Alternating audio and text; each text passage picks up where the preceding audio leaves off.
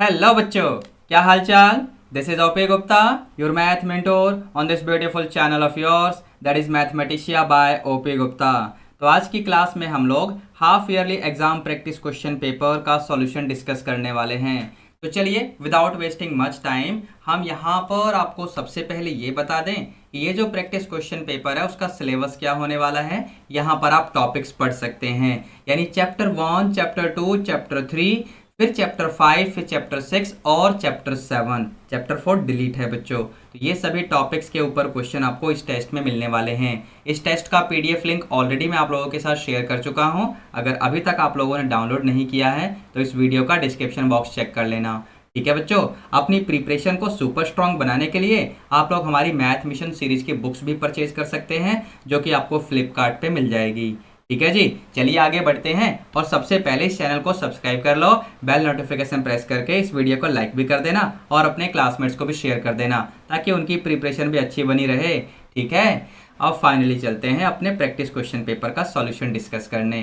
ठीक है बच्चों, तो ये रहा बच्चों half yearly exam practice question paper for class 11th mathematics subject code 041। This paper is of duration 2 hours and maximum marks is of 40। यहाँ पर ये पूरा पेपर हमने 5 डिफरेंट सेक्शन में डिवाइड किया हुआ है विद 21 क्वेश्चन। यहाँ पर आप देख पा रहे होंगे कि केस स्टडी क्वेश्चन भी दे रखा है मैंने, एमसीक्यू टाइप के क्वेश्चन भी दे रखे हैं मैंने। 2 मार्कर्स भी हैं, 3 मार्कर्स भी हैं और 4 मार्कर भी हैं। यहाँ 5 मार्कर नहीं है, क्योंकि ये प्रैक्टिस क्वेश्चन पेपर मैंने बहुत पहले बना दिया था आप लोगों के लिए, अगस्त के महीने में, अगर ध्यान हो। यहाँ पर देखते हैं जरा, सेक्शन ए से हम स्टार्टिंग करते हैं एमसीक्यू टाइप के क्वेश्चन का सॉल्यूशन। अगर आपको फॉर्मेट थोड़ा सा बदला हुआ लगे उस फॉर्मेट से जो मैंने पहले पीडीएफ शेयर किया था, देन डोंट वरी। अब सीबीएसई का सैम्पल पेपर आ चुका है ना क्लास 12th के लिए, उसके हिसाब से मैंने थोड़ा सा मॉडिफिकेशन कर दिया है, यानी सेक्शन ए के हर क्वेश्चन को मैंने एमसीक्यू टाइप में चेंज कर दिया है। ठीक है ना, चलिए तो पहला क्वेश्चन क्या है बच्चों। तो यहाँ पर आपको दिया हुआ है ये वाला कॉम्प्लेक्स नंबर, आपको इसका मॉडुलस निकालना है, यानी मॉड जेड निकालना है। सिंपल सा फॉर्मूला क्या होता है बच्चों, अगर ये कॉम्प्लेक्स नंबर हमारे पास है तो इसका मॉडुलस निकालने का फॉर्मूला क्या होता है, मॉड जेड, जिसे हम आर से भी रिप्रेजेंट करते हैं, इसे हम लिखते हैं under root of x square plus y square. ठीक है ना, तो यहाँ पर x का काम कौन कर रहा है, y का काम कौन कर रहा है, यहाँ पर आप देखो और बताओ मुझे कि आंसर क्या आएगा। तो यहाँ पर मॉड z हम जब लिखेंगे तो हम लिखेंगे अंडर रूट में -1 का स्क्वायर यानी +1 और फिर 2 का स्क्वायर यानी 4 आ जाएगा। ठीक है ना, तो ये बनेगा √5। अब √5 का मतलब ये हुआ, ऑप्शन बी को चेक करिए, क्वेश्चन नंबर 1 का ऑप्शन बी सही हो गया। ठीक है, अब जरा क्वेश्चन 2 को देखते हैं। लीनियर इनइक्वेशन में से दिया हुआ है ये क्वेश्चन। ये रहा आपका इनइक्वालिटी, आपको x के लिए इंटरवल निकालना है। तो यहाँ पर सॉल्व करने के लिए मैं सबसे पहले क्या करूँगा, 3x - 2 है ना, यहाँ पर आप क्या करो, दोनों ही तरफ +2 लगा दो, दोनों ही तरफ +2 लगा दो। ठीक है बच्चों, अब इसके बाद मैं क्या देख रहा हूँ कि यहाँ 3x है, यहाँ पर x/3 प्लस में 2 आ गया। अब आप दोनों तरफ -x/3 कर दो। ठीक है बच्चों, तो यहाँ पर लेफ्ट हैंड साइड में तो आप एलसीएम ले लेंगे, तो ये बनेगा 9x - x यानी 8x/3, और यहाँ RHS में x/3 कैंसिल होगा तो ये <2 ऐसा रहेगा। अब मैं दोनों ही तरफ क्या करने वाला हूँ बच्चों, 8x/3 है ना, दोनों ही तरफ मैं 3/8 से मल्टीप्लाई कर दूंगा। ये रहा जी, आप चेक करिए, तो यहाँ पर आपको x मिलेगा और ये < हो जाएगा 3/4। नंबर लाइन पे अगर आप देखो, ये रहा 3/4, 3/4 से लेस, यानी इधर आपको जाना पड़ेगा टुवर्ड्स -∞। समझे, इस तरीके से, यानी यहाँ पर x कौन से इंटरवल से बिलोंग करेगा, x will belong to this interval. समझे कि नहीं, एक बार चेक करो कहाँ पर ऐसा लिखा हुआ है। तो ऐसा मुझे ऑप्शन सी में लिखा हुआ दिख रहा है, यानी क्वेश्चन नंबर 2 का ऑप्शन सी सही हो गया बच्चों। ठीक है, चलते हैं आगे, क्वेश्चन 3 को देखते हैं। ये डायरेक्ट क्वेश्चन है, यहाँ पर आपको sin 2x की वैल्यू दे रखी है इसके इक्वल, और आपसे k पूछा हुआ है। मैंने कहा ये डायरेक्ट क्वेश्चन है, क्योंकि sin 2x का फॉर्मूला क्या होता है, sin 2x का फॉर्मूला होता है 2 sin x × cos x, यही होता है ना। अब इस RHS में जो लिखा हुआ है ना 2 sin x cos x, इस RHS को इस वाले RHS से कंपेयर कर दो जो क्वेश्चन में है, तो आपको k की वैल्यू मिल जाएगी। k की वैल्यू 2 हो जाएगी। अब k की वैल्यू 2 यानी ऑप्शन बी ऑफ क्वेश्चन 3 को आप चेक करिए, यहाँ पर देखो ऑप्शन बी में यही लिखा हुआ है। ठीक है बच्चों, चलें आगे क्वेश्चन 4 को देखते हैं। क्वेश्चन 4 में क्या है बच्चों, यहाँ पर हमसे सेट बिल्डर फॉर्म पूछा गया है इस वाले सेट का। तो ये बेसिकली आपके प्राइम नेचुरल नंबर्स लग रहे हैं मुझे, जो कि 7 से लेकर 19 तक हैं। चलो पढ़ते हैं, देखते हैं क्या लिखा हुआ है। x such that x is a prime natural number between 6 and 20, यानी इसका तो ऑप्शन ए ही सही हो गया। क्वेश्चन 4 का ऑप्शन ए सही हो गया बच्चों, आगे पढ़ने की जरूरत भी नहीं है। ठीक है ना, चलते हैं आगे क्वेश्चन 5 की तरफ। क्वेश्चन 5 में क्या है, यहाँ पर हमसे इसकी वैल्यू पूछी गई है। फॉर्मूला कौन सा लगेगा, देखो मैं यहाँ लिख रहा हूँ NPR। क्या होता है ये, n factorial over n minus r factorial. ठीक है ना, तो यहाँ पर 5p3 को हम क्या लिखेंगे, 5 factorial over 5 minus 3 factorial. That means it is 5 factorial over 2 factorial. 5 factorial को लिखो 5 इंटू 4 इंटू 3 इंटू 2 फैक्टोरियल, क्योंकि डिनोमिनेटर में भी 2 फैक्टोरियल है। ये दोनों फैक्टोरियल वाले कैंसिल होकर आपको देंगे 5 इंटू 4 इंटू 3 यानी 60। अब 60 का मतलब तो ऑप्शन डी चेक करो, क्वेश्चन 5 का ऑप्शन डी सही हो गया बच्चों। ठीक है, क्वेश्चन 6 में क्या है, क्वेश्चन 6 में बोला हुआ है कि a स्मॉलर है एज कंपेयर टू b और c यहाँ पर लेस देन 0 है, इसका मतलब c है नेगेटिव नंबर। तो यहाँ पर आपको इस ब्लैंक में फिलिंग करनी है इन ऑप्शंस को देखते हुए। तो यहाँ पर इसने क्या दिया हुआ है, a अपॉन c, यानी नेगेटिव नंबर से आपने डिवाइड कर दिया है दोनों तरफ। अगर आपको ध्यान हो, इनइक्वालिटी का साइन चेंज कब होता है, जब हम नेगेटिव नंबर से मल्टीप्लाई या डिवाइड करते हैं। तो यहाँ पर आपने नेगेटिव नंबर यानी c से डिवाइड किया है, तो इनइक्वालिटी का साइन चेंज हो जाएगा, यानी ऐसा साइन आएगा।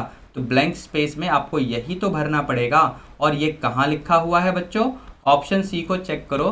क्वेश्चन 6 का ऑप्शन सी सही हो गया है बच्चों। ठीक है, चलते हैं आगे क्वेश्चन नंबर 7 को देखते हैं। क्वेश्चन 7 में क्या है बच्चों, तो ऑप्शंस को देखते हुए सबसे पहला काम तो ये करो, इन सभी सेट्स के ना आप यहाँ पर नंबर ऑफ एलिमेंट काउंट कर लो।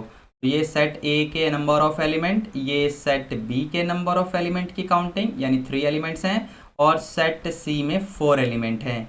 एक काम और करो, बी यूनियन सी भी निकाल लो। बी यूनियन सी निकालोगे सो इट विल बी 5 6 7 8। अब इसमें कितने एलिमेंट्स हैं बच्चों, n of B union C. Now we have 4 elements here. अब यहाँ पर बी इंटरसेक्शन सी भी निकालो। तो बी और सी का इंटरसेक्शन दैट मीन्स इसमें कॉमन क्या क्या है, तो 5 6 7 आपको दिख रहा होगा। तो यहाँ पर अगर मैं इसके भी नंबर ऑफ एलिमेंट्स काउंट कर लूँ, यानी number of elements in B intersection C, तो ये आपको 3 एलिमेंट्स दिख रहे होंगे। नंबर ऑफ एलिमेंट्स मैंने इसलिए लिखे क्योंकि ऑप्शंस को देख रहा था मैं। अब यहाँ पर जैसे मैं एनालाइज करूँ, इस फर्स्ट वाले को देखूँ, n of A cross B union C, यहाँ पर आपको 2 एलिमेंट और यहाँ पर 4 एलिमेंट, 2 4 8, यहाँ पर 8 आना चाहिए। ऐसा तो नहीं है, यानी ऑप्शन ए तो सही हो ही नहीं सकता। तो ऑप्शन सी को भी हटा दो, ठीक है ना, इसको भी हटा दो, रह गया ये। विदाउट एनी एक्सप्लेनेशन मैं इसको डिक्लेयर कर सकता हूँ एज एन आंसर। चलो पहले तो यहाँ पर डी लिख देता हूँ, अब मैं एक्सप्लेन करता हूँ। N of A cross B intersection C, set A में 2 एलिमेंट हैं, बी इंटरसेक्शन सी में 3 एलिमेंट हैं। तो 2 इंटू 3 यानी 6 एलिमेंट्स आ जाएंगे ए क्रॉस बी इंटरसेक्शन सी में, और वही तो यहाँ लिखा हुआ है। तो इसका तो ऑप्शन डी ही सही होना था, वो तो मैंने पहले ही यहाँ पर लिख दिया है, 2 बार लिख दिया मैंने। चलो आगे बढ़ते हैं क्वेश्चन नंबर 8 की तरफ। क्वेश्चन 8 बहुत ही प्यारा सा क्वेश्चन है। यहाँ पर ये जो फंक्शन दे रखा है ना, इसका आपसे रेंज पूछा गया है। इसका सॉल्यूशन करने के लिए सबसे पहले मैं आपको याद दिलाऊं कि अगर ये मॉडुलस फंक्शन होगा तो इसका रेंज क्या होगा। इसका रेंज होगा देखो ऐसे, यानी कोई भी आपको नेगेटिव आउटपुट नहीं मिलेगा, या तो 0 मिलेगा या 0 से बड़ा मिलेगा। कहाँ तक, तो इन्फिनिटी तक। ये आपका रेंज होगा इस फंक्शन का। यानी अगर मैं कहूँ कि क्या इसे हम ऐसे लिख सकते हैं, तो आप तो एग्री करोगे ही ना। देखो ऐसे लिख सकते हैं। अब यहाँ पर -1 से अगर पूरे को मल्टीप्लाई कर देंगे हम, तो इनइक्वालिटी का साइन चेंज हो जाएगा बच्चों। एक बार चेक करके देखो मेरी बात समझ आई कि नहीं, ठीक है। जिसे हम रीराइट कर सकते हैं -इन्फिनिटी, ये बीच में आपका fx आ चुका है, और यहाँ पर ये लेस देन और इक्वल टू 0। तो यहाँ पर आपको fx का रेंज समझ में आ रहा होगा कि -∞ से लेकर 0 तक इंक्लूडिंग 0। ये आपके क्वेश्चन का आंसर हो गया। क्वेश्चन नंबर 8 का कौन से वाला ऑप्शन सही होगा बच्चों? ऐसा कहाँ लिखा हुआ है? डी पार्ट में चेक करो, क्वेश्चन 8 का डी बिल्कुल ठीक है। चलें आगे, क्वेश्चन नंबर 9 को देखते हैं। क्वेश्चन 9 में हमें क्या बोला हुआ है बच्चों? यहाँ पर ए और बी दो डिसजॉइंट सेट्स हैं। डिसजॉइंट सेट्स का मतलब इनमें कुछ भी कॉमन नहीं होगा, यानी ए इंटरसेक्शन बी निकालोगे तो वो फाई आएगा बच्चों, समझे? डिसजॉइंट सेट्स का मतलब तो ये हुआ। यहाँ पर यू का मतलब है यूनिवर्सल सेट, आपको इसकी वैल्यू निकालनी है, ठीक है ना? ए कॉम्प्लीमेंट यूनियन, फिर यहाँ ब्रैकेट में है ए यूनियन बी, इसका हमें इंटरसेक्शन लेना है बी कॉम्प्लीमेंट के साथ, और इस पूरे का फिर ए कॉम्प्लीमेंट के साथ ये यूनियन तो लेना ही है, जो बाहर आपको साइन दिख रहा होगा। अब इस क्वेश्चन को करने का एक तरीका तो ये है कि वेन डायग्राम बनाया जाए, काफ़ी लंबा हो जाएगा। इसका सिंपल तरीका ये है कि सेट ए, सेट बी और सेट यू यानी यूनिवर्सल सेट, इन सभी की जगह आप एलिमेंट्स ले लो। जैसे आपका मन करे यू को आप कुछ मान लो 1 2 3 4 5 ऐसा कुछ हमने ले लिया।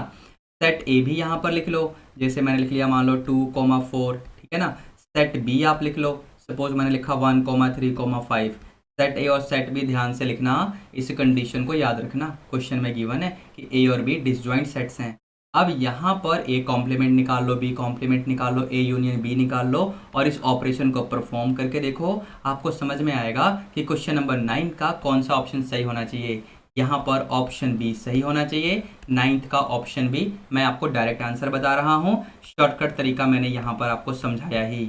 लंबा तरीका क्या है? वेन डायग्राम बना लो, ठीक है ना? चलिए क्वेश्चन नंबर 10 को देखते हैं। क्वेश्चन 10 में क्या बोला हुआ है? ट्रिग्नोमेट्री का सिंपल सा क्वेश्चन है। यहाँ पर आपके पास एंगल जो दे रखा है वो रेडियन में है। इसे मैं कैसे लिखूंगा? ध्यान से देखना। क्या हम इसे ऐसे लिख सकते हैं बच्चों? एक बार चेक करो, एलसीएम लेके देख लो। -17π/6 तो आएगा ही, ठीक है ना? अब यहाँ पर -3π का मतलब क्या हुआ? यहाँ पर मुझे क्लॉकवाइज चलना पड़ेगा, तो ये आपका -1π, -2π, -3π। अब इसमें हमने प्लस किया है, प्लस क्या किया है? प्लस π/6 किया है, यानी आप पीछे की तरफ आओगे, यानी ये आपका थर्ड क्वाड्रेंट रहेगा। दैट मीन्स आपका आंसर आएगा पॉजिटिव 10π/6। अब 10π/6 का मतलब ये हुआ 1/√3। 1/√3 का मतलब ये हुआ कि इसका ऑप्शन बी सही हो जाएगा। क्वेश्चन नंबर 10 का ऑप्शन बी बिल्कुल ठीक है बच्चों, ठीक है? आगे चलते हैं, क्वेश्चन नंबर 11 को देखते हैं और क्वेश्चन नंबर 12 को भी देखते हैं। इनको सिर्फ मैं देखूंगा, क्यों देखूंगा? क्योंकि इनका सॉल्यूशन मैं पहले ही डिस्कस कर चुका हूं। अगर आप लोगों ने अभी तक असर्शन रीजनिंग टाइप के क्वेश्चंस का प्लेलिस्ट चेक नहीं किया है, फिर किस बात का वेट कर रहे हो? नए टाइप के क्वेश्चंस हैं बच्चों ये, इनकी अच्छी प्रैक्टिस करना जरूरी है। और भी लेक्चर्स मिलेंगे आपको इन सभी टॉपिक्स के ऊपर आने वाले फ्यूचर में, ठीक है? फिलहाल मैं इन दोनों का डिस्कशन किए बिना डायरेक्टली आंसर लिखने वाला हूं, क्योंकि डिस्कशन के लिए आई होप आप लोग उन सभी वीडियोस को चेक कर लोगे जिनके बारे में मैं बात कर रहा था, ठीक है ना? तो क्वेश्चन 11 का बेसिकली आंसर हो जाएगा ऑप्शन ए, और क्वेश्चन 12 का आंसर हो जाएगा ऑप्शन डी, ठीक है? तो क्वेश्चन 11 और क्वेश्चन 12 विदाउट एनी एक्सप्लेनेशन मैंने डायरेक्टली आंसर लिखा है। एक्सप्लेनेशन के लिए आप लोग असर्शन एंड रीजनिंग क्वेश्चंस का प्लेलिस्ट चेक करो, वहां पर आपको ये दोनों क्वेश्चन मिल जाएंगे इन 2 डिफरेंट वीडियोस, ठीक है? चलते हैं आगे और यहाँ पर सेक्शन बी की शुरुआत करते हैं, जो कि केस स्टडी टाइप के क्वेश्चंस के साथ यहाँ आपको मिलेगा, ठीक है बच्चों? तो ये रहा सेक्शन बी, ये रहा सेक्शन बी। जैसा कि आप पढ़ रहे हैं बच्चों, क्या इंफॉर्मेशन है हमारे पास? This section contains one case study and one source-based question from question 13 to question 14. Each of these questions contains 5 subparts. Each subpart carry 1 mark. तो question 13 में क्या है? Think Academy organized a small gathering of 100 students on the occasion of Teachers' Day. The management decided that 3 different type of drinks should be distributed among the students: fruit juice, lassi and tea. It was reported that 10 students had all the 3 drinks: fruit juice, lassi and tea. 20 had taken fruit juice and lassi, 3 had lassi and tea, 25 had tea and fruit juice, 12 had taken fruit juice only, 5 had lassi only and 8 had tea only. अब इस पूरे information का हमें इस्तेमाल करते हुए यहाँ पर कुछ क्वेश्चंस मिलेंगे, उनका सॉल्यूशन करना होगा। और यहाँ बेसिकली हमें कोई से भी 4 क्वेश्चन का सॉल्यूशन करना है। I know case study question का फॉर्मेट चेंज हो चुका है, बट ये पेपर मैंने बहुत पहले बना दिया था ना आप लोगों के लिए, अगस्त के महीने में ही। डोंट वरी, प्रैक्टिस के लिए तो अच्छा क्वेश्चन है। तो यहाँ पर ये सारे इन्फॉर्मेशन जो भी हमारे पास हैं, इनको मैं यूटिलाइज करते हुए एक वेन डायग्राम बनाता हूँ और चलिए इसका सॉल्यूशन हम कंप्लीट करते हैं। तो वेन डायग्राम के लिए मैं यहाँ पर क्या करूँगा, सबसे पहले एक सर्कल बनाओ, यानी ये आपका मान लो फ्रूट जूस वाला सर्कल हो गया, फिर आपका ये लस्सी वाला सर्कल हो गया, ठीक है ना, और ये आपके टी वाला सर्कल हो गया। ठीक है बच्चों, यहाँ पर एलिमेंट्स हम डाल देते हैं, ए बी सी, ये आपका डी, ये ई, ये आपका एफ और ये जी। ठीक है ना। अब यहाँ से चलते हैं अपने क्वेश्चन को देखते हैं, यहाँ पर क्या बोला हुआ है। जैसा कि आप पढ़ रहे हैं बच्चों, यहाँ पर a total of 100 students are present, जिनमें से 10 बच्चों को ये तीनों ड्रिंक पसंद हैं। इस डायग्राम के हिसाब से ई की वैल्यू 10 हो गई बच्चों। ठीक है ना। आगे बोल रहा है 20 हैड फ्रूट जूस एंड लस्सी। अब फ्रूट जूस एंड लस्सी यानी बी प्लस ई की वैल्यू आपको मिल गई। ये कितने हैं बच्चों, ये 20 हैं। फिर इसके बाद क्या बोला हुआ है, 30 बच्चों को लस्सी एंड टी पसंद है। लस्सी एंड टी यानी ई प्लस एफ आपको दिख रहा होगा, ये कितने बच्चे थे, 30। अच्छा, फिर इसके बाद 25 को T and fruit juice, T and fruit juice यानी डी प्लस ई, ये कितने थे, 25 थे क्या। ठीक है। 12 had fruit juice only, 12 had fruit juice only, यहाँ पर ये ए की वैल्यू दे रखी है, ये 12 है बच्चों। ठीक है। अच्छा, फिर क्या दिया हुआ है, 5 had lassi only, lassi only यानी सी की वैल्यू दे रखी है 5। अब इसके बाद क्या है, 8 had T only, 8 students had only T यानी जी की वैल्यू दे रखी है 8।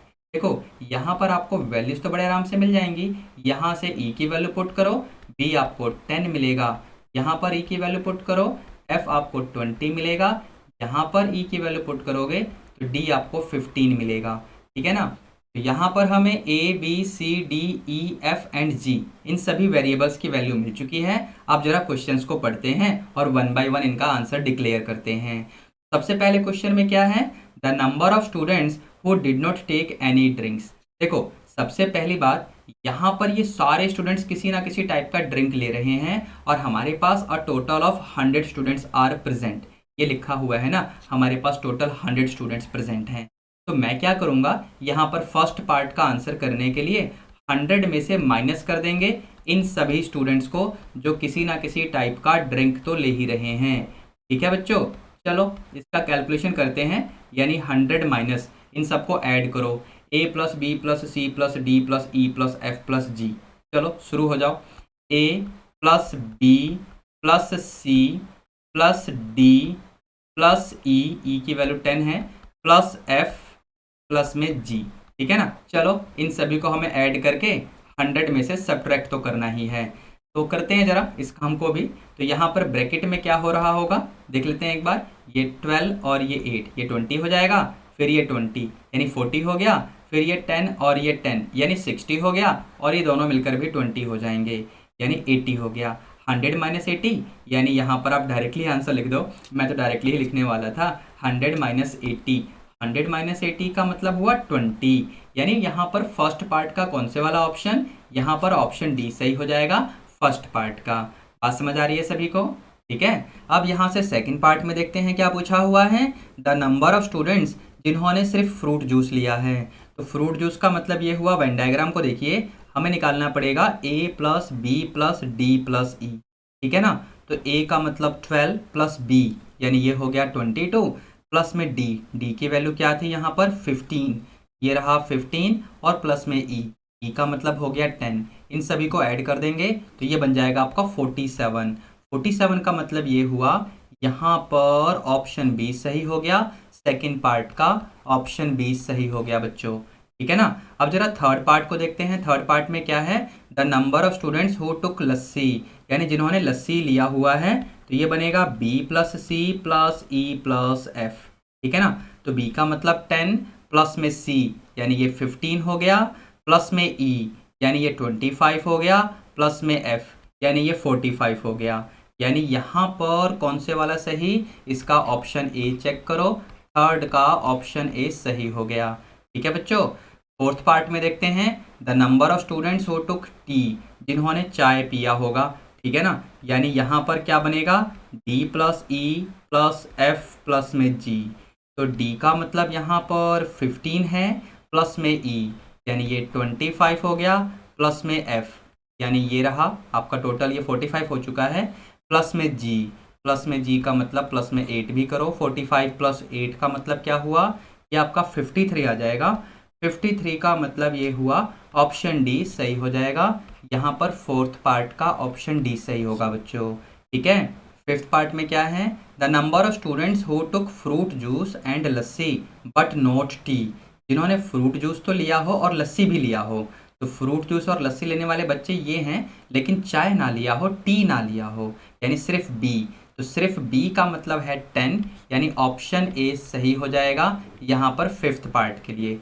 तो इस तरीके से हमारा ये पूरा केस स्टडी टाइप का क्वेश्चन आपके लिए मैं सॉल्व कर चुका हूँ बच्चों, जैसा कि यहाँ पर आप देख पा रहे होंगे। ठीक है बच्चों, अब चलते हैं अगले क्वेश्चन यानी क्वेश्चन 14 की तरफ। ये रहा क्वेश्चन नंबर 14 आपके लिए बच्चों। यहाँ पर क्या बोला हुआ है, given a relation in x and y, we say y is a function of x if for every element x in the domain there corresponds exactly one element y in the range। अच्छी बात है, यहाँ पर इन्होंने आपको definition दे रखी है, based on the above information attempt any 4 question. चलो हम तो सारे क्वेश्चन अटेम्प्ट करने वाले हैं। यहाँ फर्स्ट पार्ट में इसने क्या पूछा है, determine whether the following is a function और नॉट। देखो यहाँ पर ये जो पहला सेट है ना, इसमें ये जो एलिमेंट 4 है ना, इसका यहाँ पर कोई भी इमेज प्रेजेंट नहीं है दूसरे सेट में। तो हम क्या लिखेंगे, element 4 has no image under f. इसका मतलब ये जो f है ना, यहाँ पर आपको दिख रहा होगा, this is not a function. Reason ऊपर दिया ही है मैंने, ठीक है ना, इस एलिमेंट 4 का कोई भी इमेज नहीं है। अब जरा सेकंड पार्ट को देखते हैं। सेकंड पार्ट में क्या है, determine whether the following is a function और नॉट। अब ये भी फंक्शन नहीं है, ये भी फंक्शन नहीं है। क्यों नहीं है, इसका रीजन क्या दोगे, F is not a function. क्यों, क्योंकि यहाँ पर जरा एलिमेंट्स 2 को देखो, 2,1 एज वेल एज 2,2 ये दोनों बिलोंग करते हैं एफ से। इसका मतलब ये हुआ कि 2 has more than 1 images. 2 has more than 1 images under f। समझे, तो इसका मतलब ये हुआ कि ये भी फंक्शन नहीं हो सकता। आगे बढ़ते हैं, थर्ड पार्ट में देखते हैं, इसमें क्या बोला हुआ है, determine the domain and range of the function y equal to f x whose graph is shown below.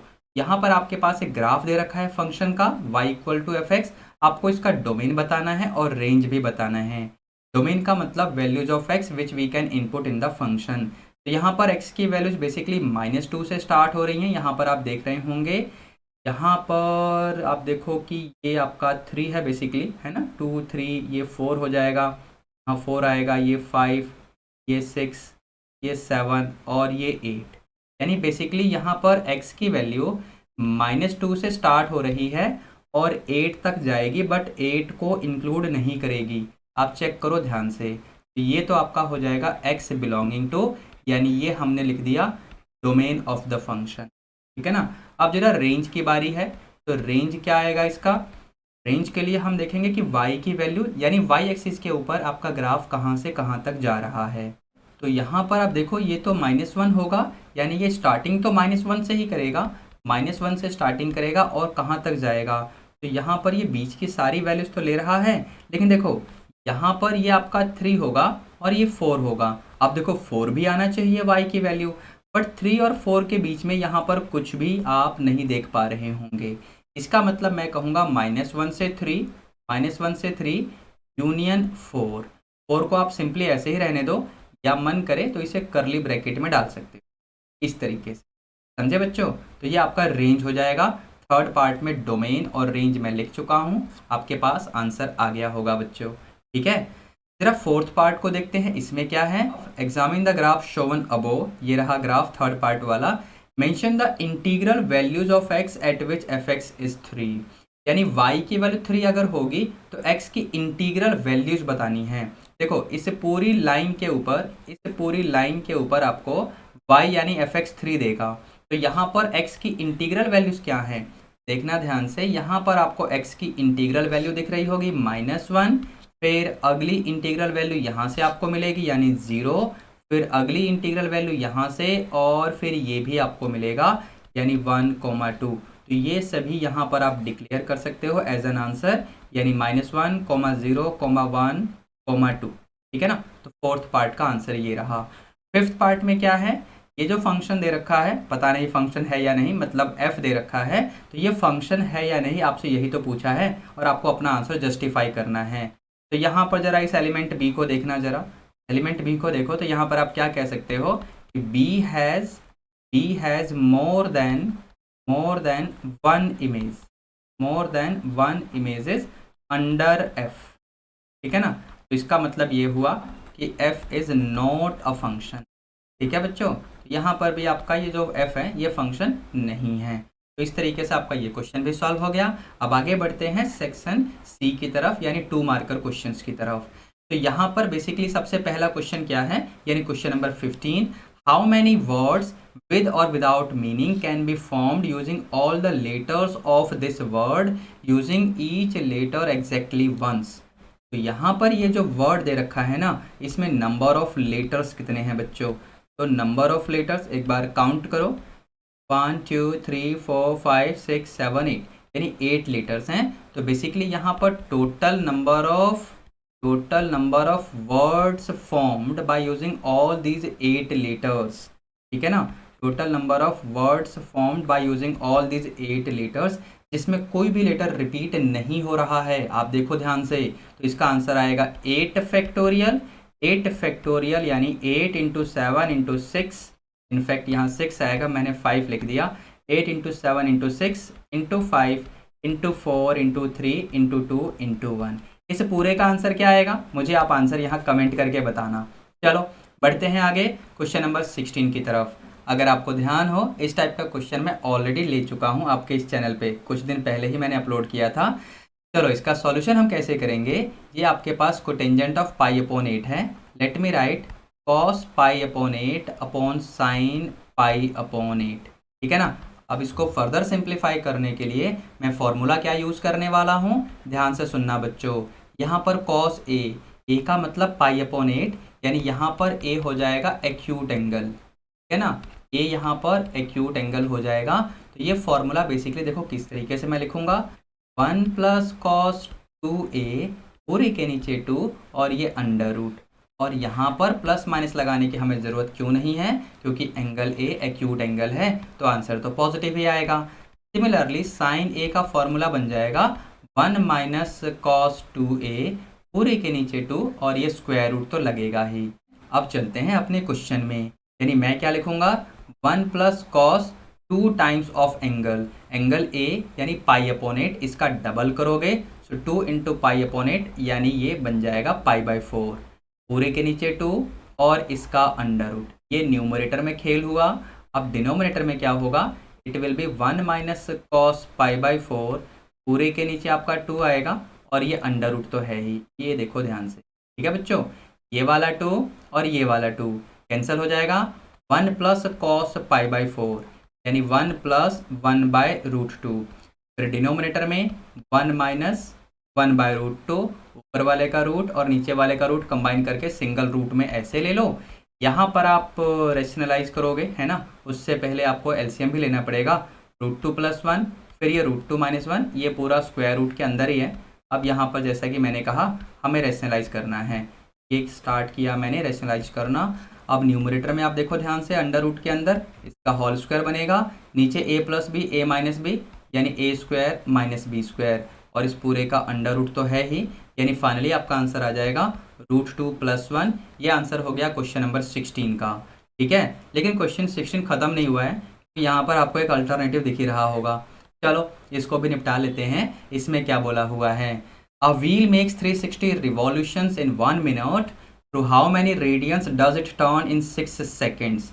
ध्यान से सुनना, 1 मिनट का मतलब ये हुआ in 60 seconds, in 60 seconds number of revolutions कितने हो जाएंगे, नंबर ऑफ रिवॉल्यूशंस ये तो दे रखा है क्वेश्चन में, how many revolutions are there, 360 revolution. तो in 6 seconds how many revolutions, number of revolutions कितने बनेंगे। तो इस केस में आपको क्या करना पड़ेगा, 360/60 इंटू 6, ठीक है ना, 0 से 0 कटेगा तो यहाँ पर आपको आंसर मिल जाएगा 36। इतने रिवॉल्यूशंस आएंगे 6 सेकंड में। अब इसके बाद हमको ये पता करना है कि इतने रिवॉल्यूशंस में टोटल कितने रेडियन बनेंगे। ध्यान से सुनिए बच्चों, इन वन रिवॉल्यूशन रेडियन यानी एंगल क्या बनेगा, in one revolution the angle will be 2 pi radiance. अब यहाँ पर क्योंकि 36 रिवॉल्यूशंस हैं हम लिखेंगे इन 36 revolution, in 36 revolutions the angle will be 2 pi radians into 36 यानी 72 पाई। ये आपका आंसर हो जाएगा इस क्वेश्चन का, ठीक है। अच्छा क्वेश्चन है। आगे चलते हैं अगले क्वेश्चन यानी क्वेश्चन नंबर 17 की तरफ। इसमें क्या है, आपको ये कॉम्प्लेक्स नंबर का प्यारा सा क्वेश्चन दे रखा है, इसे सिंप्लीफाई करना है और अपने रिजल्ट को इस फॉर्म में लिखना है। चलो स्टार्ट करते हैं।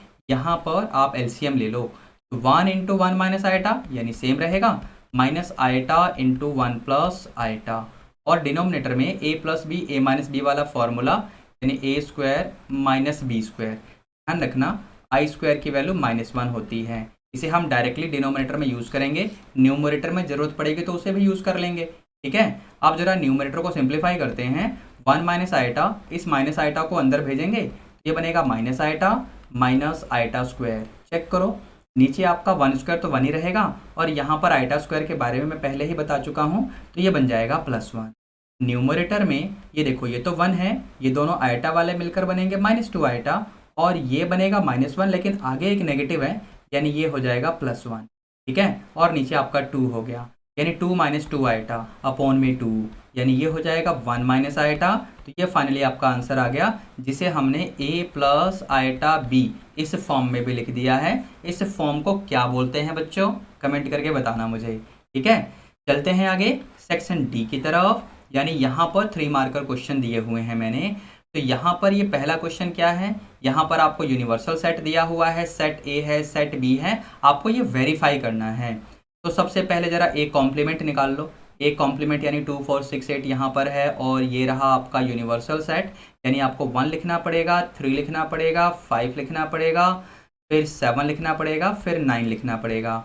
फिर बी कॉम्प्लीमेंट भी निकाल लो, सेट बी आपको दिख रहा होगा 2 3 5 7, यानी 1 लिखो, फिर 4 लिखो, फिर 5 नहीं लिखेंगे, 6 लिखेंगे, 7 भी नहीं लिखेंगे, 8 लिखेंगे और 9 लिखेंगे। अब मैं क्या करूँगा, यहाँ पर हम इस RHS को देख रहे हैं, तो मैं यहाँ पर A complement intersection B complement, intersection का मतलब दोनों के कॉमन एलिमेंट्स, तो ये रहा ए कॉम्प्लीमेंट और ये रहा बी कॉम्प्लीमेंट, इनका इंटरसेक्शन ले लेते हैं जरा। दोनों में क्या क्या चीज़ें कॉमन है, यहाँ पर एलिमेंट 1 कॉमन है और एलिमेंट 9 कॉमन है, इसको संभाल के रखते हैं, इक्वेशन फर्स्ट बोलते हैं। अब यहाँ पर सेट ए और सेट बी को देखते हुए मैं ए यूनियन बी भी निकाल लूँगा। आप यहाँ पर इसको देखो LHS को, ठीक है ना। तो ए यूनियन बी कैसे निकालेंगे, यहाँ पर 2 फिर 3 फिर 4 फिर 5 फिर 6 फिर 7 फिर 8, ठीक है बच्चों। फिर यहाँ पर ए यूनियन बी का मुझे कॉम्प्लीमेंट लेना है LHS के लिए, चेक करो। तो यहाँ पर बेसिकली यू में से मुझे ए यूनियन बी को सब्ट्रैक्ट करना पड़ेगा, तो ये आपको क्या मिल जाएगा, ये मिलेगा 1,9। तो आप देख सकते हैं ये आपका सेकंड इक्वेशन हो गया। तो by first and second we can conclude A union B whole complement is equal to A complement intersection B complement. वैसे जो रिजल्ट आपने प्रूव किया है इस समय, यानी जो रिजल्ट आपने वेरीफाई किया है, इस रिजल्ट का एक नाम भी होता है।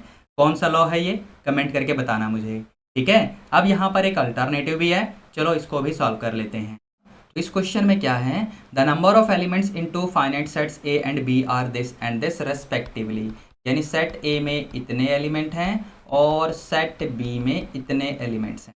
Also the total number of subsets of first set A, इसके नंबर ऑफ सबसेट्स अगर मुझे लिखने हों, यानी number of subsets of set A, तो ये बनेंगे 2 की पावर m डायरेक्ट फॉर्मूला। फिर number of subsets of B लिखने हो तो ये बनेगा 2 की पावर k। अब क्वेश्चन में क्या बोला हुआ है, the total number of subsets of first set ए यानी 2 की power m it is 56 more than the total number of subsets of second set b। यानी ये आपके पास इक्वेशन है, आपको यहाँ पर m और k निकालना है, यानी ये बताना है कि दोनों ही सेट्स में टोटल नंबर ऑफ एलिमेंट्स कितने हैं। तो इसको सॉल्व कैसे करेंगे भाई, यहाँ पर m और k यानी दो वेरिएबल हैं और इक्वेशन तो एक ही बनी। यहाँ पर हम थोड़ी सी बुद्धि लगाएंगे। देखो मैं क्या कर रहा हूँ, ये 2 की पावर k वाले को इधर ले आया, यहाँ पर ये 56 हो गया। इसमें से कुछ कॉमन आ रहा है क्या? अब इसको सॉल्व करने के लिए ध्यान से देखना, मैं क्या करूँगा, 2 की पावर k जरा कॉमन ले लेते हैं। ये बनेगा 2 की पावर m माइनस के, चेक करो मेरी बात समझ आई कि नहीं, और फिर ये -1 हो जाएगा। अब यहाँ RHS में भी 56 को हम दो टुकड़ों में लिखेंगे, यानी अगर मैं इसे 8 × 7 करके लिख दूँ तो कोई प्रॉब्लम तो नहीं है, बिल्कुल नहीं होनी चाहिए, ठीक है ना। अब 8 × 7 को अगर मैं लिखूँ 2 की पावर 3 और ब्रैकेट में ध्यान से देखना 2 की पावर 3 -1 ऐसे करके, कोई दिक्कत, ठीक है ना। तो यहाँ पर हमें बस कंपैरिजन करना है 2 की पावर k, अब ये है 2 की पावर m माइनस के -1। यहाँ पर दोनों साइड को अगर मैं कंपेयर कर लूँगा तो यहाँ से मुझे k की वैल्यू 3 मिल रही है। चेक करो आपको समझ में आया कि नहीं, है ना। यहाँ पर 2 की पावर k और ये 2 की पावर 3, इनको कंपेयर किया। अब ज़रा ब्रैकेट के अंदर देखो, -1 अपनी जगह पर है, 2 की पावर में सबसे पहले है m माइनस के और यहाँ पर सबसे पहले है 2 की पावर में 3, तो इनको ज़रा कंपेयर करो, है ना। तो इनको कंपेयर करोगे और k की वैल्यू तुमने पहले ही निकाली है, तो k की वैल्यू को अगर इसमें डाल दोगे तो यहाँ से m की वैल्यू मिल जाएगी 3 + 3 यानी 6। ये रहा m और ये रहा k। इस क्वेश्चन में आपसे यही तो पूछा हुआ था बच्चों, तो इसका सॉल्यूशन भी कंप्लीट हो गया। अब आगे चलते हैं नेक्स्ट क्वेश्चन यानी क्वेश्चन नंबर 19 की तरफ। इसमें क्या है, इसने बोला है solve for x and represent your solution on the number line. तो यहाँ पर आपके पास ये जो इक्वेशन है ना, इस इक्वेशन में this is representing a greatest integer function. तो ग्रेटेस्ट इंटीजर फंक्शन का आंसर अगर 7 है, देखो कंसेप्ट क्या है, ग्रेटेस्ट इंटीजर ऑफ x का आंसर अगर 7 है, इसका सीधा सा मतलब ये है कि x की वैल्यू कौन से इंटरवल से कौन से इंटरवल के बीच में जा रही होगी, x आपका 7 के या तो इक्वल होना चाहिए या 7 से बड़ा लेकिन 8 से छोटा होना चाहिए। समझे, ये तो कंसेप्ट की कहानी हुई। तो हमारे क्वेश्चन में भी तो यही कंडीशन लगेगी। यहाँ पर हम क्या बोलेंगे कि ग्रेटेस्ट इंटीजर ऑफ 3x - 4 में ये जो 3x - 4 है या तो ये 7 के इक्वल हो जाए, ठीक है ना, या इससे बड़ा हो लेकिन 8 से छोटा हो। अब इस इनइक्वालिटी को तुम्हें सॉल्व करना है।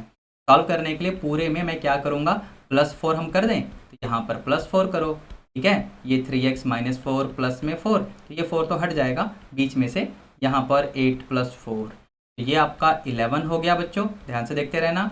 यहाँ पर ये 3x बचेगा और यहाँ पर ये 12, ठीक है। अब पूरे में अगर मैं 3 से डिवाइड कर दूँ तो ये बनेगा 11/3, यहाँ पर आपका ये x और ये 12/3 यानी 4 हो जाएगा। यानी कहने का मतलब आपका आंसर क्या आ गया बच्चों, 11/3 ये क्लोज ब्रैकेट से लेकर 4 तक ये ओपन ब्रैकेट। ये आपका आंसर आ चुका है इस क्वेश्चन का, मतलब फाइनल सॉल्यूशन हो चुका है। अब इसे मुझे नंबर लाइन पे भी तो दिखाना था, बोला हुआ है क्वेश्चन में। तो 11/3 और 4, 11/3 ये रहा, 4 यहाँ पर कहीं होगा, 11/3 के इक्वल है तो इस सर्कल को फिल करो और यहाँ से मुझे 4 तक जाना है बट 4 के इक्वल नहीं है। बस ये आपका आंसर आ गया on the number line also, ठीक है। क्वेश्चन 19 सॉल्व हो गया। अब चलते हैं सेक्शन ई की तरफ, यानी यहाँ पर आपको 4 मार्कर क्वेश्चन मिलने वाले हैं। ये रहा पहला क्वेश्चन, यहाँ पर हमें इसका रेंज निकालना है। देखो सबसे पहली बात तो इस क्वेश्चन में आपको डोमेन निकालना ही पड़ेगा। अब डोमेन के लिए मैं डिनोमिनेटर में फैक्टराइजेशन कर लेता हूँ सबसे पहले, यानी मुझे ये तो पता है कि this thing can not be equal to 0। ये फेयर वर्क है बच्चों, रफ वर्क नहीं है। ये आपका डोमेन निकालने का कंसेप्ट है जो मैं बता रहा हूँ। यहाँ पर डिनोमिनेटर का केस है ना, तो वो पक्का 0 नहीं होना चाहिए, तभी फंक्शन डिफाइन होगा। चलते हैं जरा इसका फैक्टर बनाते हैं। यहाँ पर इसका फैक्टर अगर हम बनाएं, ये बनेगा 2x - 3 और ये x + 1। एक बार चेक कर लेते हैं, पता नहीं ठीक है या नहीं, मल्टीप्लाई करके देख लो। 2x² + 2x - 3x ठीक है, -3, यानी फैक्टर तो बिल्कुल ठीक है। इसका मतलब हमें ये पता चल गया कि x की वैल्यू 3/2 नहीं हो सकती और x की वैल्यू यहाँ पर -1 भी नहीं हो सकती। तो इसका डोमेन क्या बनेगा, इस फंक्शन का डोमेन बनेगा any real number excluding 3/2 and -1, ठीक है ना। अब इस डोमेन के लिए हमें यहाँ पर इस फंक्शन में ये पता करना होगा कि इसका रेंज क्या आएगा। अगर इस फंक्शन को फिलहाल मैं y मान लूँ, let y equal to f x, यहाँ पर आपके पास हो जाएगा y is equal to 1/2x² minus x minus 3। चलो ज़रा क्रॉस मल्टीप्लाई करते हैं। ये बनेगा 2y इंटू एक्स स्क्वायर, या फिर ऐसे लिखो पहले, कोई दिक्कत नहीं, minus y into x minus 3y equal to 1। Side change करते हैं, ये बनेगा 2y(x² minus y into x minus 3y plus 1 equal to 0। समझ आया? ये 1 इधर जाएगा तो -1 बनेगा, मैंने बाहर ये माइनस कॉमन ले रखा है तो इस तरीके से आ जाएगा। अब ये जो इक्वेशन मिला आपको, यानी क्वाड्रेटिक इक्वेशन मिला, इसके रियल रूट्स अगर होंगे तो इसका डिस्क्रिमिनेंट क्या होना चाहिए? इसका डिस्क्रिमिनेंट ग्रेटर देन और इक्वल टू 0 वाली कंडीशन को फॉलो करना है। तो मैं यहाँ पर क्या कहूँगा, for all real values of x, for all real values of x इसका डिस्क्रिमिनेंट ग्रेटर देन और इक्वल टू 0 होना चाहिए। डिस्क्रिमिनेंट यानी b², ये रहा b, इसका स्क्वायर, -4a और c की वैल्यू ध्यान से -3y माइनस 1 ऐसे, ठीक है ना, ये ग्रेटर देन और इक्वल टू 0 होना चाहिए। अब इसको सिंप्लीफाई करते हैं, ये बनेगा आपका y², यहाँ पर आपका ये क्या आने वाला है बच्चों, ये बनेगा पहले -8y ऐसे लिख लो, फिर हम इसको सिंप्लीफाई भी करेंगे, डोंट वरी फॉर दैट, ठीक है। चलो अब यहाँ से ये क्या बनेगा आपका 8 3 जा 24 बनेगा ना, तो ये प्लस का आएगा, आगे आपका देखो ऐसे बन जाए, ठीक है। अब ये बनेगा आपका प्लस का 8y ग्रेटर देन और इक्वल टू 0, ठीक है बच्चों। अब यहाँ से फर्दर अगर हम ध्यान से देखें, इस पूरे में से y तो कॉमन है ही, यहाँ पर आएगा 25y प्लस में 8, now that is greater than और इक्वल टू 0। अब यहाँ पर नंबर लाइन बना लेते हैं ज़रा, क्रिटिकल पॉइंट एक तो 0 आने वाला है और एक आपका आएगा -8/25, -8/25 ये पहले लिख देता हूँ मैं, ठीक है, और यहाँ पर 0। तो नंबर लाइन आपका देखो इस तरीके से डिवाइड हो चुका है, -∞ से इन्फिनिटी के बीच में आपको यहाँ पर 3 डिफरेंट इंटरवल मिल रहे होंगे।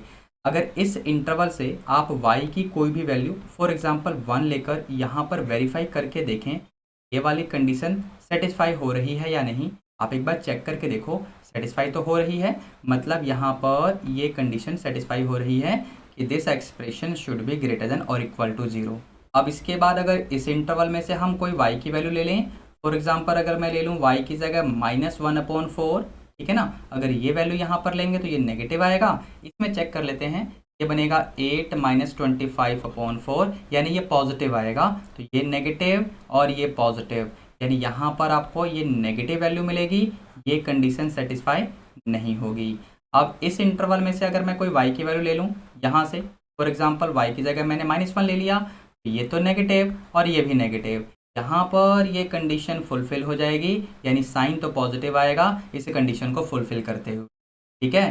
तो यहाँ पर इंटरवल कौन से बनेंगे, यहाँ पर इंटरवल बनेंगे हमारे लिए y बिलोंगिंग टू -∞ से -8/25 से हमें इंक्लूड करना ही है, यूनियन, फिर यहाँ पर 0 से लेकर इन्फिनिटी और 0 को भी इंक्लूड करना है, ये देखो यहाँ पर और ये देखो यहाँ पर साइन को, ठीक है। तो फिलहाल ये आपका आंसर आ चुका है इस क्वेश्चन के रेंज के लिए, ठीक है। तो बस ये काफ़ी अच्छा क्वेश्चन है, 4 मार्कर क्वेश्चन मैंने यहाँ पर दिया हुआ था आपके लिए। अब चलते हैं आगे और इसका एक अल्टरनेटिव है उसको भी देख लेते हैं।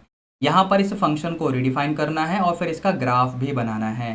तो रिडिफाइन करने के लिए इसका क्रिटिकल पॉइंट अगर आप चेक करोगे तो इसमें से क्रिटिकल पॉइंट आपको 3 मिलेगा और इसमें से क्रिटिकल पॉइंट आपको -2 मिल रहा होगा, एक बार चेक करके देखो, ठीक है। तो नंबर लाइन के हिसाब से अगर हम देखें यहाँ पर, तो यहाँ पर आपका कहीं -2, फिर यहाँ पर 3 और ये आपका इन्फिनिट, है ना। तो यहाँ पर बेसिकली हम लोग कंडीशंस क्या लेंगे, हम बोलेंगे कि अगर x लेस देन -2, अगर x लेस देन -2 है तो f(x) की वैल्यू क्या होगी।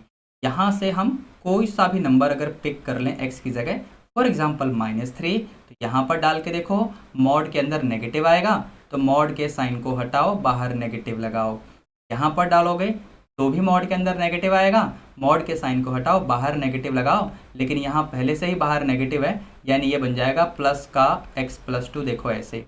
इसको सिंप्लीफाई करेंगे तो -x + x कैंसिल हो जाएगा, ये आपको 5 दे देगा, ठीक है। फिर अगला इंटरवल बनेगा -2 से लेकर 3 तक, तो इस इंटरवल में से अगर हम x की कोई वैल्यू पुट कर दें, फॉर एग्जांपल मैं यहाँ पर ले लेता हूँ 0, आसान सा है। यहाँ पर 0-3 यानी नेगेटिव आएगा, तो हम देखो ऐसे लिखेंगे, लेकिन ये पॉजिटिव आएगा बट बाहर नेगेटिव है, ध्यान से। ये बनेगा -(x+2), ऐसे सिंप्लीफाई करो, -x, नहीं तो -2x बनेगा। फिर यहाँ पर ये प्लस का 3 आएगा, -(-3), और ये -2 यानी 3 - 2 यानी +1। देखो इस तरीके से। अब इसके बाद हम लोग लास्ट इंटरवल को देखेंगे, यानी यहाँ से मैं x की वैल्यू लूँगा सपोज 4, तो यहाँ पर मैं बोलूँगा x > 3 अगर है तो fx की वैल्यू क्या आएगी। x = 4 को यहाँ डालो तो पॉजिटिव, यहाँ से भी पॉजिटिव आएगा, यानी हम लिखेंगे x - 3 - x+2। इसको सिंप्लीफाई करेंगे तो यहाँ पर x कैंसिल हो जाएगा, -3 - 2 यानी -5। यानी फाइनली मेरा रीडिफाइन होकर फंक्शन क्या देगा मुझे, यहाँ पर fx को देखो हम इस तरीके से लिखेंगे, we will say that fx = 5 अगर x देखो इस कंडीशन को फुलफिल कर रहा है, ठीक है। और इसका आंसर था 1 - 2x अगर x कंडीशन को फुलफिल करे, -2 से तो बड़ा हो लेकिन 3 से छोटा हो, -2 के इक्वल भी हो सकता है। और यहाँ पर fx की वैल्यू -5 आएगी अगर यहाँ पर x > 3 है। ठीक है बच्चों, तो इस तरीके से मैंने फंक्शन को रिडिफाइन कर दिया। लेकिन जैसा कि यहाँ पर आप देख पा रहे हैं, हमें यहाँ पर ग्राफ भी तो बनाना है, तो ग्राफ मैं यहाँ पर एक्सप्लेन नहीं करूँगा। ऐसा क्वेश्चन मैंने पहले विश्वास टेस्ट सीरीज में डिस्कस किया था। यहाँ मैं डायरेक्टली आपके लिए ग्राफ ले रहा हूँ, ये रहा आपका ग्राफ, ठीक है, ध्यान से देख लो। अब चलते हैं अगले क्वेश्चन की तरफ। ये रहा क्वेश्चन नंबर 21, जो कि इस टेस्ट का अंतिम क्वेश्चन है, ठीक है। चलिए यहाँ पर मुझे प्रूव करना है, तो सबसे पहले मैं LHS को ही ले लेता हूँ। यहाँ पर LHS में क्या है, we have cos 20 degree, then we have cos 40 degree, फिर है cos 60 डिग्री, और फिर है cos 80। ये हमें लेकर आना है 1/16 के इक्वल। यहाँ पर cos 60 को तो सबसे आगे लिख लो, यानी ये तो 1/2 होगा ना, इसको आगे लिख लो। आपके पास क्या बचेगा, you will be having cos 20, फिर यहाँ पर cos 40, और फिर आपके पास है cos 80। ध्यान से सुनना, मैं क्या करूँगा, यहाँ पर 2 से मल्टीप्लाई करो और 2 से डिवाइड भी करो, ठीक है ना, और इसे एक ब्रैकेट में लगा दो इस तरीके से। अब यहाँ बाहर तो 1/4 हो गया और अंदर एक फॉर्मूला लग गया। कौन सा फॉर्मूला, स्क्रीन पे देखिए ध्यान से। क्या बच्चों, इस फॉर्मूले की हेल्प से यहाँ पर मैं करूँगा cos a + b, यानी ये हो जाएगा 20 + 40 प्लस cos a - b, यानी cos ऑफ -20 करोगे तो बेसिकली वो प्लस का cos 20 ही रह जाएगा ना, ऐसा ही रह जाएगा। और बाहर ये आपका cos 80 पहले से ही प्रेजेंट है, ठीक है बच्चों। अब यहाँ पर ये ब्रैकेट के अंदर ध्यान से देखना, इसे 1/2 लिखो, और ये पहले से आपका cos 20 है, और ये बाहर प्रेजेंट है cos 80 वाला। इसमें ज़रा मैं LCM ले लूँगा, तो ये 1/4 ब्रैकेट के अंदर 1 प्लस ये बनेगा 2 cos 20, ठीक है, और नीचे आपका 2 आएगा, और ये बाहर cos 80 है ही। जो नीचे वाला 2 आपको दिख रहा है, ये बाहर 1/4 को मिलकर 1/8 बनाएगा, ठीक है ना। और अब अंदर क्या होगा, 1 + 2 cos 20, और बाहर से ये cos 80 अंदर भेजो, तो 1 × cos 80, ठीक है ना। और यहाँ पर 2 cos 20 इंटू में ये cos 80, देखो ऐसा मिलेगा। अब इसमें भी वही फॉर्मूला लगाऊंगा मैं, जो मैं पहले ही लगा चुका हूँ आज की क्लास में, इनफैक्ट इसी क्वेश्चन में, ठीक है। चलिए, तो ये cos 80 को तो ऐसे ही रहने दो, और यहाँ पर आपका ये हो जाएगा cos 100 डिग्री, और प्लस में cos -60 डिग्री, यानी ये प्लस का ही cos 60 डिग्री आपको दे देगा। की वैल्यू फिर से हमको पता है ना, cos 60 की वैल्यू हमको पता होती है। अब इसके बाद हम लोग यहाँ पर क्या करेंगे, अब यहाँ से cos 100 वाले को देखना ध्यान से, इसके साथ हम क्या करेंगे, cos 100 को अगर मैं लिखूँ cos 180 - 8, ठीक है ना, तो ये बन गया सेकंड क्वाड्रेंट का केस, यानी -cos, समझे कुछ। तो cos 100 की जगह -cos 80 रखोगे तो आपका काम तो हो ही जाएगा। ये रहा cos 80, इसको रखो -cos 80, और cos 60 आपको पता ही है कि 1/2 होता है। ये cos 80 वाले कैंसल, बाहर आपका 1/8 और अंदर 1/2, यानी 1/16। Now that is your RHS। आप चेक कर सकते हो, आपका प्रूफ तैयार हो गया है बच्चों। क्वेश्चन नंबर 21 का फाइनल सॉल्यूशन आपके सामने है। तो बस बच्चों, इसी के साथ हम लोगों ने हाफ ईयरली टेस्ट नंबर 1 का सॉल्यूशन डिस्कस कर लिया है आप लोगों के साथ। आई होप आपको पूरा सॉल्यूशन सही से समझ में आया होगा। मीनवाइल आप इस चैनल को सब्सक्राइब कर लेना, बेल नोटिफिकेशन प्रेस कर लेना, ताकि हर वीडियो की अपडेट आप लोगों को टाइम टू टाइम मिलती रहे। इस वीडियो को लाइक करके अपने सभी क्लासमेट्स को भी शेयर कर देना। ठीक है बच्चों, चलिए मिलते हैं नेक्स्ट लेक्चर में। Till then, be good, take care, all the best. Thank you.